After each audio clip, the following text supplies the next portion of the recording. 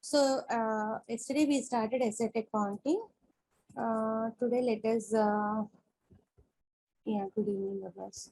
Okay, let us today discuss quickly about this one. Then we will move off. Okay, what is today's date? 5th 12 to 5 2021. So asset accounting again, it's a reconciliation account in the balance sheet for fixed assets. Whatever the fixed assets we have, like land, buildings, furniture, will be in this. We may have again multiple buildings, multiple furnitures. So what we do is here we do account determinations. Yesterday we have seen account determinations, and for fields related issues, what we'll do is we create the layout. In that layout, we will change the fields. Okay, I'll show you that one. Yeah. Okay. Then yesterday, I think we created number ranges and we created one asset class, I guess. One or two asset classes we have seen. So let me take you through quickly. I'll repeat the session, but little quickly, okay? How is your practice going on, guys?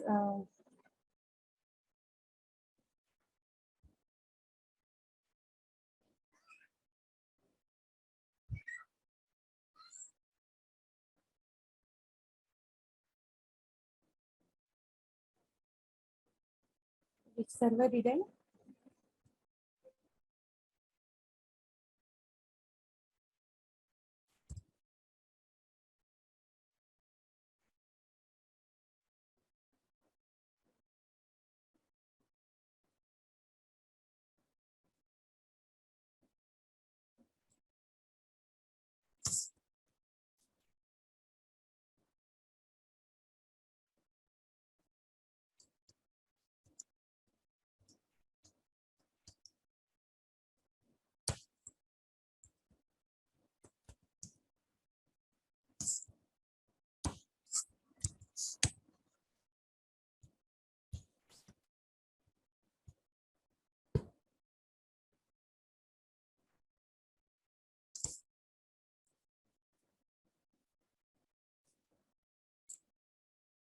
Okay.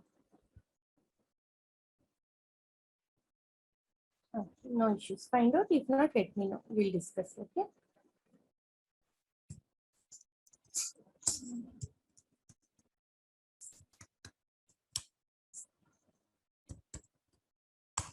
Slash or SPRO. Okay, now it will currency conversion you came, right? So leave over there. If you're not able to make it up, quickly do one cycle of APAR. Okay. Then asset accounting, or you can start asset accounting as well directly for Abbas. I'm saying, okay. So he said he's stuck in some currency valuation, something foreign currency ratios, I guess. Okay. Okay, whatever it may be. So new asset accounting here, asset accounting, it's a new in S4HANA. This migration part, it's a new actually, okay. So for the first time when we install this SAP server and all, okay, and when we activate these things, what will happen here?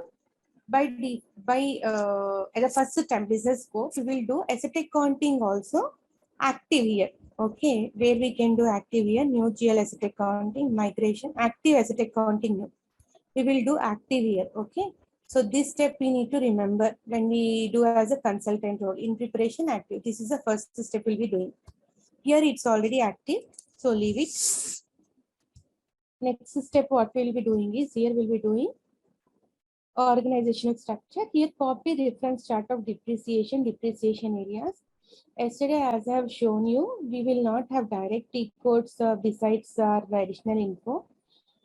In each and every option, we'll have 2 to 3 different areas. Okay, so based on that, our T code will change here. Copy chart of depreciation. We have quickly copied one chart of depreciation to our company code area. TM00, it's already there. So we copied. I took from 1710, I think, yesterday. Okay, we copied to TM00. We don't know anything what is there in the chart of depreciation 1710, but this is the first step. If you want to see what is there in the 1710, then what you do, go for this copy delete depreciation area, third one. Check what was there in the 1710. These were the depreciation areas we found in a 1710. These were the areas. Now what we do here, instead of like if you want to view before copying, we can do, or else directly you can copy from 1710. As per SAP best practice, 1710 is a company which is created, a dummy company in S4HANA. Okay, the I think region. somebody put it back to 2L for IFRS. I think we changed it to 0L yesterday, right? Yes, exactly right. So we changed because some trainings changed there. Yeah, today I just saw, I think IFRS is mapped back to 2L. Can we go back to the previous screen? Okay. This one? Yeah, we just saw, right? Okay, in this it's a USAP. It's No, a no, the IFRS level, it's back to 2L. 30, step 32 and 33. 1 second. Here what we did is we copied, then we changed here. Okay, let us go for TM00. Yesterday we created TM00, right? Right, In right. this we made changes. So it is there. No worries. Okay, okay. Fine. Okay, so this target group, what they did is in the settings, in the GL account settings, they changed it actually. Because of that, we were facing little issue yesterday. So I changed it normal to 0L. By default, it should be to 0L.